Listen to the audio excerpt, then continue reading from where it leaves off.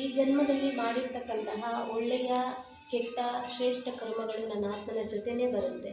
ಈ ಶರೀರ ಬಿಟ್ಟರೂ ಕೂಡ ಸಂಸ್ಕಾರ ನನ್ನ ಜೊತೆನೇ ಬರುತ್ತೆ. ನನ್ನ ಆತ್ಮ ಅವಿನಾಶಿ ಆತ್ಮನಾಗಿದ್ದೇನೆ.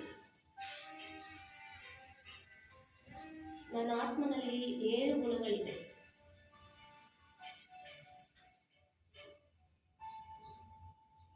ನನ್ನ ಆತ್ಮ ಪವಿತ್ರ ಸ್ವರೂಪ ಆತ್ಮನಾಗಿದ್ದೇನೆ.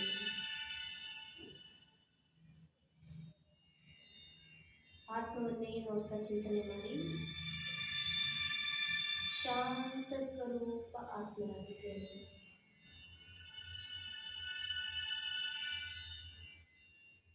ಶಕ್ತಿ ಸ್ವರೂಪ ಆತ್ಮನಾಗಿದ್ದೇನೆ.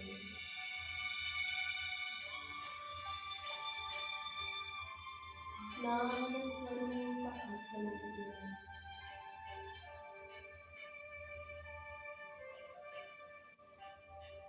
ಪ್ರೇಮ ಸ್ವರೂಪ ಆತ್ಮನಾಗಿದ್ದೇನೆ.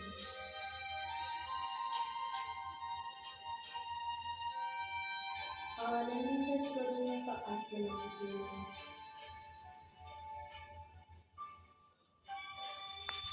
ಸುಖ ಸ್ವರೂಪ ಆತ್ಮನಾಗಿದ್ದೇನೆ. ನನ್ನ ಆತ್ಮ ಗುಣಶಕ್ತಿಗಳ ಸ್ವರೂಪನಾಗಿದ್ದೇನೆ.